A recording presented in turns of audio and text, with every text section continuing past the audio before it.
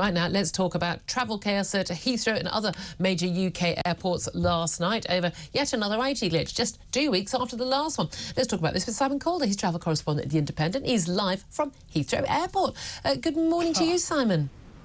Good morning, Julia. Lovely to hear and see you. Unfortunately, I'm not quite in Heathrow Airport. They won't let me into any of the terminals. They've got to have rules. I'm on the very edge. I'm actually in Hatton Cross Tube Station. I think it's called Living the Dream. I think, can I just say, it's about time Heathrow had a door policy to keep riff-raff like Simon Calder out. I'm all in favour.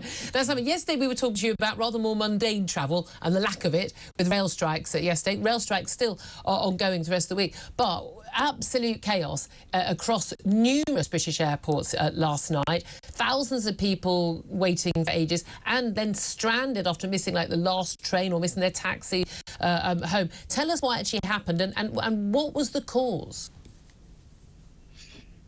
OK, so at about 7:45 last night, the e-gates system nationwide failed. Now, to be fair, Julia, it hadn't actually failed for, well, 10 days. So, well, at the end of April, there was a brief outage, as they would call it, in the middle of the day, so it didn't actually make much difference. But this happened just as all those planes were coming in. You know what it's like. You're coming into Heathrow, Gatwick, Stansted, Luton, Manchester, Birmingham, Edinburgh.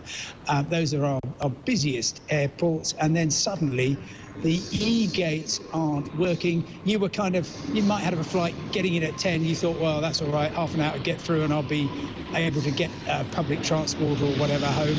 An awful lot of people at Heathrow couldn't do that. They were stuck typically for between 2 and 3 hours. And if may I just explain how it all works? So you've got your passport. If you are British, if you're from the EU, North America, Australasia and several Asian countries, you're entitled to use the e-gates. You just pop the photo page down, it gets scanned, it then says, is this Julia Hartley-Brewer? It seems to be. Is this her passport and is it valid? Yes, it is. Welcome, in you come, Julia.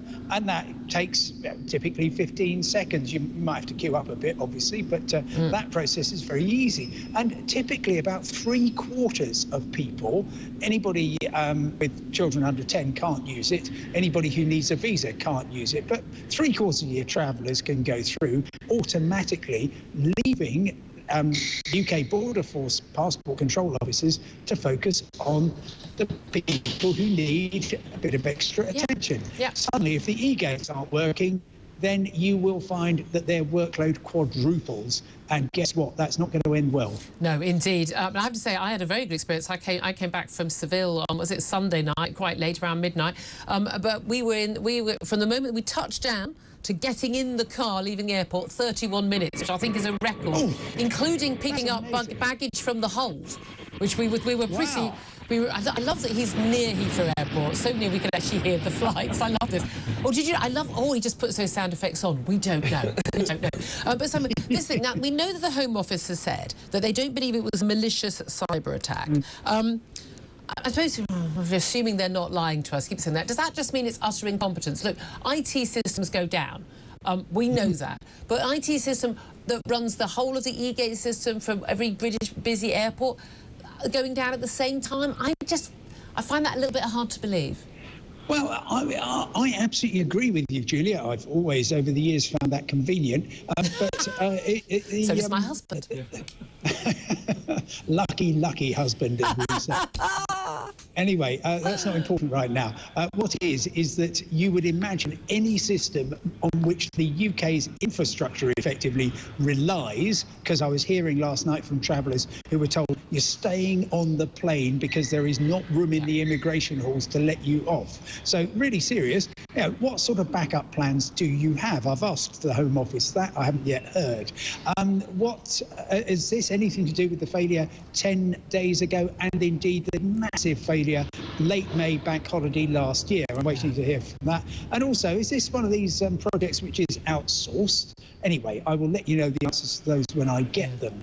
But yes, it's just another tale in which, and you'll recall, of course, bank holiday weekend last August, it was a different computer system. This was the National Air Transport Control air traffic control system fell over. But I mean, if it's going to happen every bank holiday, people are just going to get so cheesed and they're off. not going to travel. And that's the thing for me. So we had flights. We went off on the dot. We got in on the dot. We had no way to go around at either end, and it was such a pleasure. I've had so many flights in recent years where you just sort of, you're sitting on, you get on the plane, and then they say, oh, we can't take off for 2 hours, but we had to get you on the plane, and you just sort of, oh my God, this is just, because of air traffic and things like that. And it does kind of put people off. And we know it's such an important industry. It's an important industry for people, coming to Britain, spending money. It's important industry for people flying away. Travel industry is a huge employer in this country and a huge knock-on employer for everyone in the country as well. So it's absolutely vital that people have confidence in it, isn't it? So we're hoping to get answers on this. But in terms of rail strikes, we've still got rail strikes. Who's affected today? Because it's virtually a different part of the country every day, isn't it? It's a bit like a kind of advent calendar of rail chaos. Yes, yesterday it was the London commuter services. Today, they're going for most of the intercity operators plus the Midlands. So that includes Great Western Railway, who are running a few local services, no actual intercity trains. Vanti West Coast, Cross Country, East Midlands Railway have cancelled everything. And West Midlands Railway also, and Chiltern Railway. So, yeah, not a great day to try and get to, from, or travel within the Midlands. But, and then oh, sorry. No, carry on, sorry.